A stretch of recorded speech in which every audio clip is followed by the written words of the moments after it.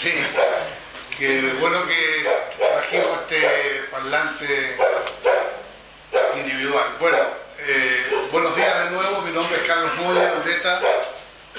Yo soy rector de un instituto latinoamericano de posgrados. Es una institución que hemos creado varios académicos chilenos en 1996, que nos dedicamos esencialmente a la formación de magísteres y doctores en el área de las ciencias sociales. Y nuestra experiencia esencialmente ha sido trabajar en varios países de América Latina. Lo hemos hecho en Venezuela, lo hemos hecho en Ecuador, Brasil, Paraguay, Bolivia, Chile. Y en general hemos estado próximos a los procesos de transformación social latinoamericana. Pero esa es la parte académica, ¿verdad? Y cuando me invitaron a participar en esta escuela de la Fundación Constituyente 21, que es una institución familiar, prima de unidades posgrados, que es la institución donde tenemos un equipo de investigación social y de investigación doctoral, a mí me pareció interesante enfrentar un problema que está presente o que se ha invisibilizado en la discusión sobre el tema de la Asamblea Constituyente, que tiene que ver con esto, que tiene que ver con que quienes tuvimos militancia en la resistencia, en la clandestinidad, en los movimientos sociales contra la dictadura, entendimos siempre que el tema de la Constitución no era sino una parte del proyecto de transformación social, de recuperación democrática, pero también de recuperación de derechos sociales y económicos. Y en esas ideas se fueron sumando mucha gente, desde la extrema izquierda hasta sectores democráticos, digamos, del centro-derecha. Y cada uno fue tomando una posición al respecto.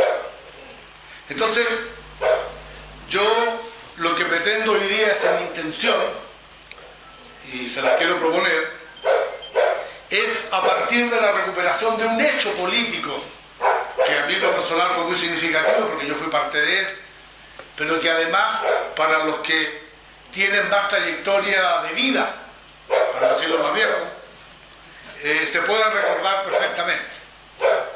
Y entonces hemos titulado la Asamblea Constituyente en los procesos de lucha contra la dictadura cívico-militar, porque esta es un segundo mito, una segunda mentira que nosotros tenemos que enfrentar desde los métodos de comprensión, de lectura de la sociedad real, de la sociedad actual. Y es dejar de creer que la dictadura fue militar, porque igual como en América Latina la dictadura fue cívico-militar, porque si fuera solo militar nosotros habíamos vivido una transición de lo militar a lo cívico, a la civilidad, a los ciudadanos. Pero lo que hemos visto estos últimos días, a través de estos entrampamientos, en que todos los parlamentarios más bien parecen pescados cazados por anzuelo de las grandes empresas y compañías transnacionales, que aunque resulte duro decirlo y a algunas personas les incomode, pero la tesis que yo vengo a sostener hoy día, sobre todo para incentivar el debate, sobre todo para intentar imaginariamente introducir a los más jóvenes en una discusión más sociocrítica, más sociohistórico-crítica, que es el paradigma en el que yo estoy, es que los hechos, los procesos sociales, las interacciones sociales no se pueden leer descontextualizadas de su marco histórico. Y entonces nosotros vamos a ver, a partir de algunos ejemplos que yo he conseguido traer para ilustrar algunas de las ideas que quiero exponerles esta mañana, es que lo que caracteriza la discusión actual es que la discusión sobre la nueva Constitución y la Asamblea Constituyente, y en especial sobre la Asamblea Constituyente, pareciera ser un tema absolutamente faro, isla, que no obedeciera a realidades ni contextos históricos, sobre todo al devenir de procesos históricos. Y entonces da lo mismo, porque pareciera que fuera como un objeto frente al cual podríamos ponernos, rodearlo y tener distintas perspectivas, cuando en verdad la lectura que yo quiero dar, la lectura que hacemos gente como yo, que pertenecemos a la escuela sociocrítica, es que no es posible la comprensión de los procesos históricos, no es posible orientar la acción social colectiva, no es posible la acción política transformativa, emancipatoria, revolucionaria, si no somos capaces de concienciar en el contexto sociohistórico. Entonces, yo dije, intentemos traer un poco cómo se va expresando en el devenir de la dictadura estos proyectos, que tienen una inspiración anterior que también me voy a permitir presentar. Eso como la primera intención que me he propuesto. Si lo logro ya es un tema de la evaluación de ustedes. Creo que el enunciarlo y hablar de esto ya instala una forma de mirada que podemos compartirla o no, pero que resulta distinta a lo mejor. Y sobre todo porque Sergio Gress, la sesión anterior, dio una perspectiva histórico-constitucional, histórico-social, histórico-económica social, también en esta perspectiva de decir lo que nos sucede no está en el aire, sino que es parte de un devenir histórico, porque los procesos sociales y los procesos de vida de los países, de las naciones y de los pueblos, efectivamente tienen ese componente. Ahora, si la idea es traer trocitos de historia para estas contextualizaciones, antes de entrar a los análisis de los procesos constituyentes de América Latina y entrar en los estudios constitucionales, a mí se imaginó que bien podría ser, también digo para los que tenemos más experiencia de vida resulta conocido, pero para los más jóvenes podrá parecer más inédito, traer una experiencia de la cual yo fui parte, como muchos otros, de todos los partidos políticos y organizaciones que teníamos vida activa en esa época, que es el movimiento de la intransigencia democrática. Yo no sé si ustedes tienen algún registro, alguna idea, se acuerdan del movimiento de intransigencia democrática. Lo vamos a contextualizar y lo vamos a presentar. Y sobre todo vamos a dar orientaciones para que ustedes sigan. Pero luego me pareció que era más ético y más correcto, ya que íbamos a hablar, o yo iba a hablar de una experiencia más cercana a mí, más autobiográfica, que tenía que ver con esto, que pudiéramos, y es lo que yo traigo esta mañana, poder dedicar esto a quien ha sido el principal creador de las ideas de reforma constitucional en Chile, de nueva constitución y de asamblea constituyente, que es Manuel Sangüesa, con quien yo tuve la posibilidad y el honor de trabajar 5 años en el grupo Los 24, yo como presidente de la Comisión de Educación para la Democracia. Al traer la historia del periodo de la lucha contra la dictadura, no hacemos otra cosa que convocar la historia de cada uno de nosotros.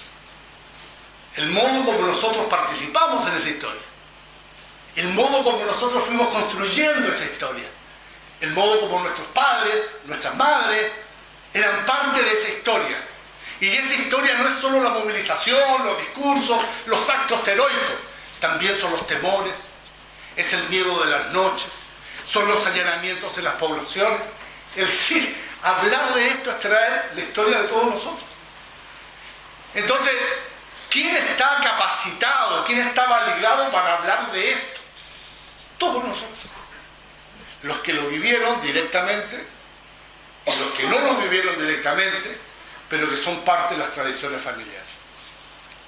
Mi hipótesis es que, mi suposición, es que ustedes están aquí no por gusto propio. A ustedes los ha movido un motor que hace que vengan en condiciones que no son los grandes salones universitarios, a participar de una oportunidad mucho más autónoma, mucho más libre, Y esa fuerza, esa energía que nos moviliza, es una idea de proyecto que tiene que ver no solo con nuestras experiencias personales, sino que también con nuestras experiencias familiares y con nuestras experiencias colectivas. Entonces, la preocupación mía es que si me tocaba hablar de esto, iba a hablar de lo que todos sabemos. Entonces, sería bastante poco inteligente que yo pretendiera construir una verdad única respecto a esto, cuando la verdad la tenemos distribuida entre todos. Y eso es lo que tenemos que escribir, porque son las historias que nos escriben, son las historias que se ocultan.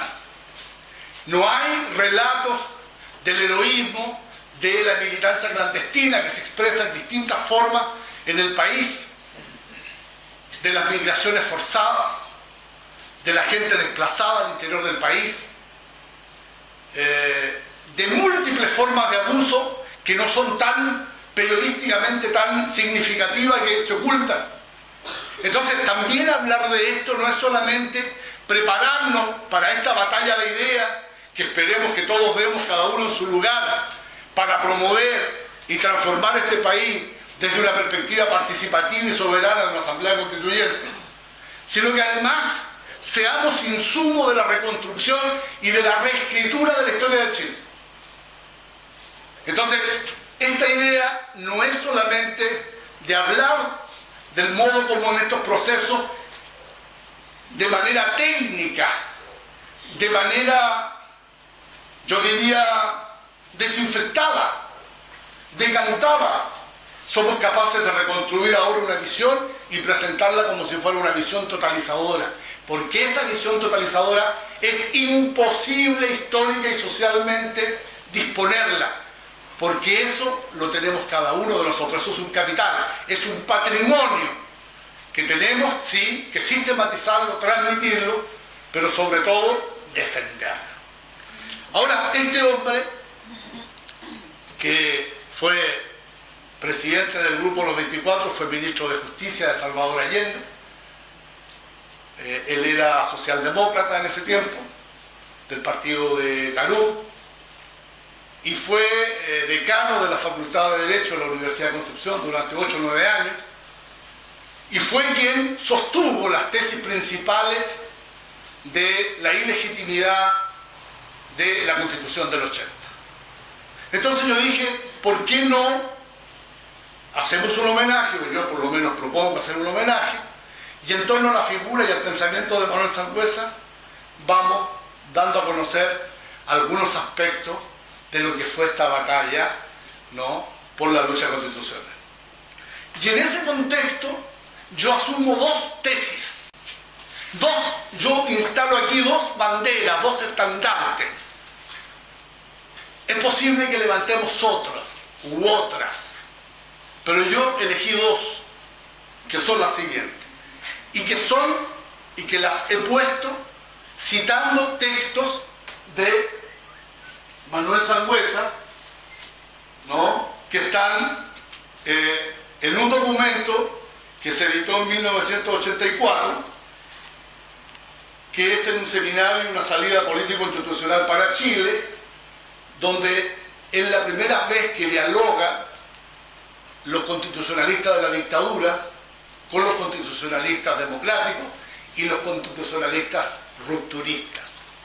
Y ahí se van a expresar ideas que, desde mi perspectiva, que he tenido la posibilidad de leer y de estudiar estos textos, puedo decir que las matrices, es decir, los moldes desde donde se hacen las discusiones constitucionales, cuando escuchamos hablar a un Gallo, cuando escuchamos hablar a los de la UDI, cuando escuchamos hablar a los de la nueva mayoría, cuando hablamos, ese molde estaba aquí ya.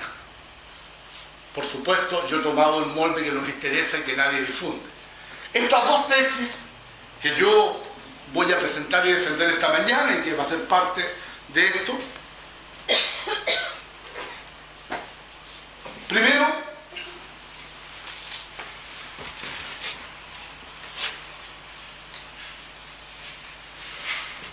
la idea que la Constitución del 80 no es una Constitución. No es una Constitución. Dice o escribe Manuel Sangüesa, quien murió en el año 2000, y que precisamente yo envié y se envió por texto un artículo que publicó en la revista de Derecho de la Universidad de Concepción sobre la Constitución otorgada, le llama él, de 1980, que a mi modo de ver es como su testamento constitucional y político. Y si bien es cierto, él, algunos de los defectos más importantes que él denuncia de la Constitución del 80, de la llamada Constitución del 80, fueron objeto de las reformas que hizo Lago, algunos de ellos, como los senadores designados, pero que en lo medular sigue siendo ello, un conjunto de normas de coerción del Estado. Esa es la primera tesis que yo quiero defender. Es decir, ¿qué dice Manuel Sangüesa? La denominada Constitución de la Junta Militar, y esto lo escribe y lo dice en muchos textos anteriores, pero esto lo dice en 1997, 2 años antes de su muerte. La denominada Constitución de la Junta Militar no es constitución política, sino que un conjunto de normas de coerción del Estado, toda vez que nadie honradamente puede pretender que está en presencia de un estatuto fundamental que define y precisa el orden social deseable, adoptado, formulado y aprobado por el pueblo soberano para lograr el pleno goce de los derechos humanos, y en concordancia con él prescribe el establecimiento y funcionamiento de los poderes y estructuras de la sociedad política y el Estado, como asimismo condiciona y subordina los imperativos que dispone las normas reglamentarias del quehacer institucional y la convivencia colectiva. Y este es un punto de ruptura que lo vamos a entender luego en las otras ideas que se van expresando y que son consecuencia de esta afirmación. La segunda tesis que yo quiero sustentar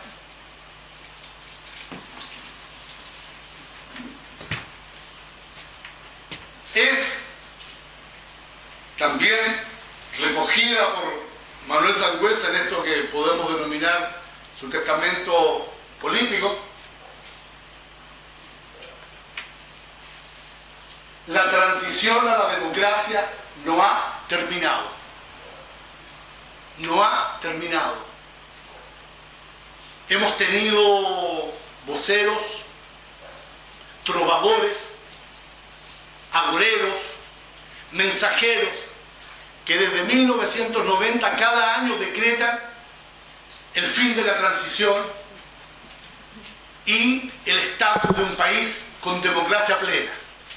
Y se repite.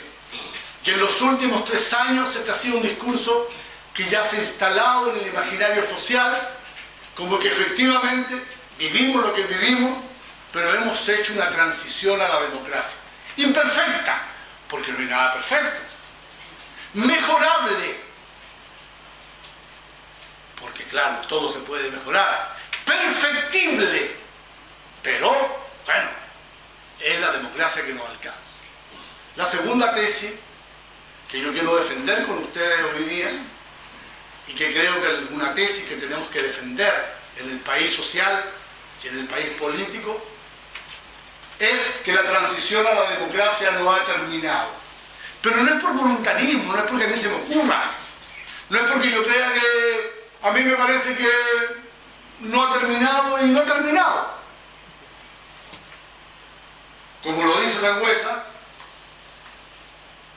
como entonces lo sostuvimos, para alcanzar este superior sistema de convivencia, es menester hacer realidad la reivindicación que en el Teatro Caupolicán, recuerden los que son mayores y los que no pueden saberlo ahora, cuando se presenta la Constitución del 80 y Pinochet convoca, y la Junta Militar de la dictadura cívico-militar convoca el plebiscito del 80, se hace un primer acto de la oposición, ¿no?, en el Teatro Caupolicán, Se constituye previo a eso el Grupo de Estudios Constitucionales, que era la primera fachada de coordinación de sectores permitidos o semi-permitidos por la dictadura, porque los otros estábamos fondeados, ¿no? Que en el Teatro Maupolicán primero y en el Cañola después voceamos con la fuerza de la moral cívica. Asamblea Constituyente exigida. ¿Cuál es el secreto o el misterio de esta segunda tesis? El que, así como cuando vamos a la playa y vemos que hay bandera roja, es porque el salvavidas nos dice que no nos bañemos. Y si hay bandera verde, es porque nos bañemos. Aunque hemos aprendido en las playas que siempre hay bandera roja porque el salvavidas se va por otro lado.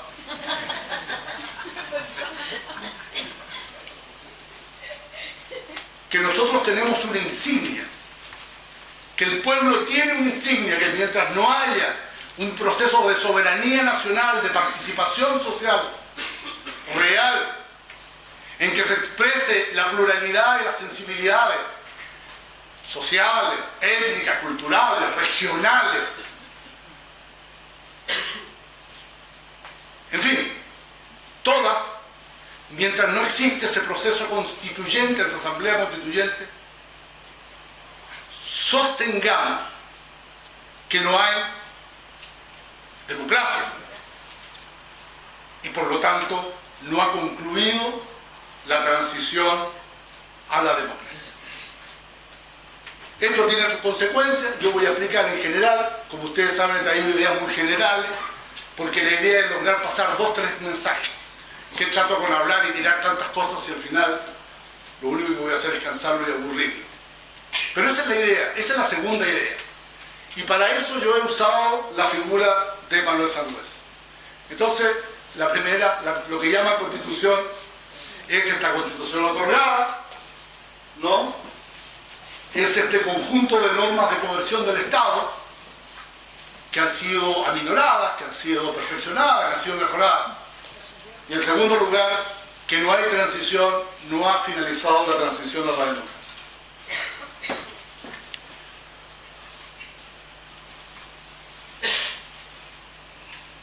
Bueno, esto es más o menos el esquema de lo que yo quisiera proponer, lo más breve posible.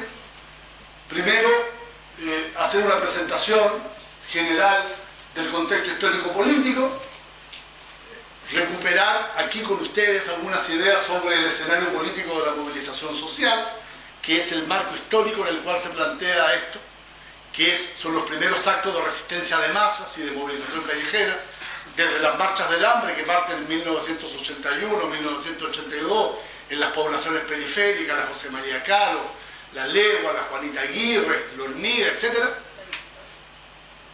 Claro, perdón, iba a decir la Victoria y dije la Legua. No, y no es una... Es que mientras las poblaciones estaban más al fondo,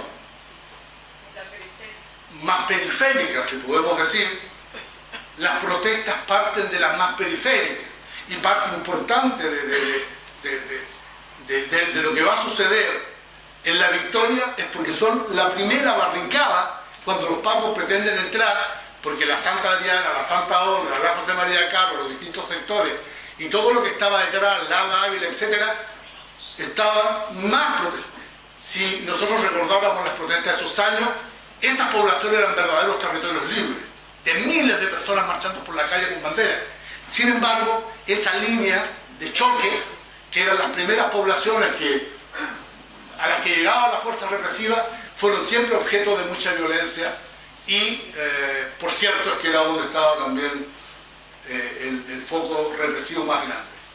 No siempre fue así, porque también ellos se metían, pero quiero decir. Entonces, recuperar con ustedes este escenario político. Segundo, referirme generalmente a estas propuestas político-constitucionales de la transición, que básicamente están, yo las he sacado de este debate, ¿no? Algunas de ellas. Estas ya después se pueden trabajar, nos da hasta para formarnos como abogados constitucionalistas, si quisiera. O sea, la posibilidad de profundizar. Por eso yo he traído esto, pero solo he traído 10 ejemplares de este artículo, pensando que podíamos hacer 10 subgrupos enseguida, más tarde, una horita como para conversar sobre esto, para que empecemos ya a tirar ideas, no solo catarsis, sino que en función de que podamos leer lo podemos llevar. Y la intransigencia democrática, presentar un poco lo que fue la experiencia, ya que es el título de presentar.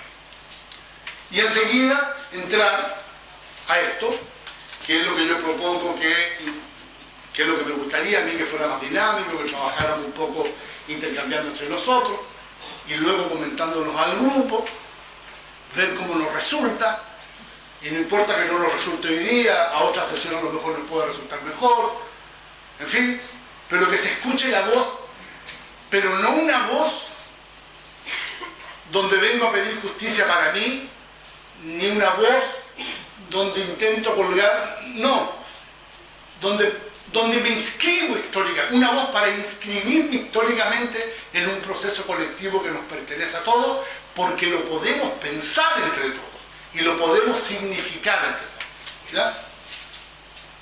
Y dejar abierto para que otros compañeros, luego, en fin, ustedes mismos, podamos entrarle al tema de la transición inconclusa, que no es otro que a la crítica tiene que venir la propuesta, y ahí yo ya desaparezco, me hago invisible, me meto uno más entre ustedes, como cada uno de nosotros lo hace, para comenzar a ver las cosas que nos interesan respecto a los procesos de transición.